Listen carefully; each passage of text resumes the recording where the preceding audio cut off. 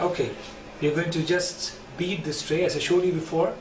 This is a stop tray, perforated for edentulous case, and you see the borders are not beaded. So it might cause some pain or injury to the patient, especially when you put pressure with an alginate impression. Now, as we saw in the mouth before, we don't need any extension. So if you needed extensions, we would do that. But right now, we're not going to do that.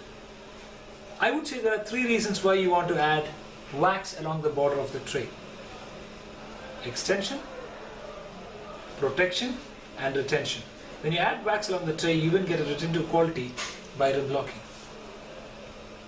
I'm just going to soften it. I like to use base plate wax because it's more rigid and doesn't displace too easily.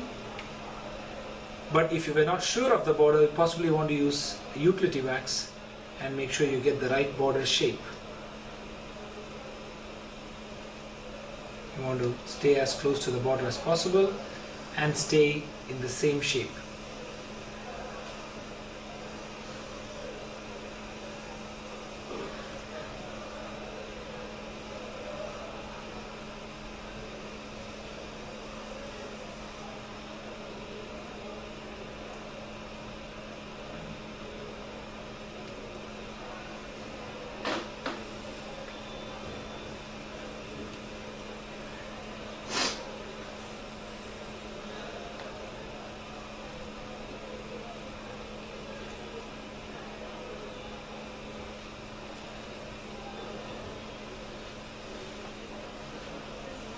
I'm going to bead it around the back so that my material is contained, my impression material is contained well in the impression tray. Use a little bit because I'm short. With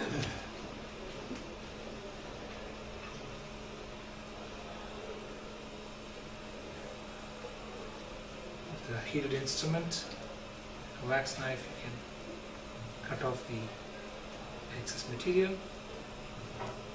Now you want to remember to keep the wax as close to the tray edge as possible.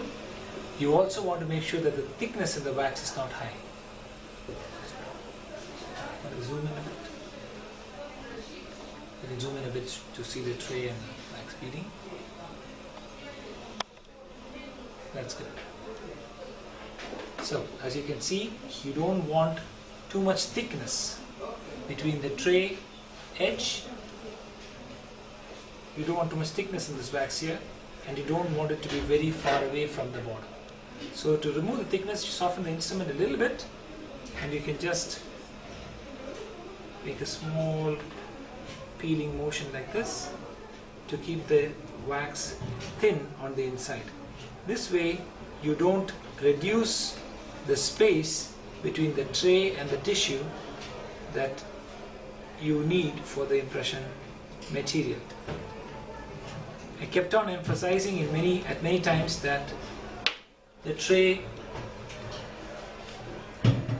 needs to be at least 3 to 4 millimeters away from the tissue. The reason is that alginate impressions in sections less or thinner than 2 millimeters tend to be unstable, tends to be unsupported, tends to move, and so you want to have thickness there.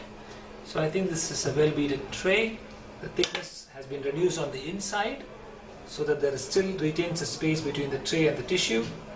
And on this side, if you see, you will see that there is a definite step-like effect which is going to give you the rim lock all around the tray.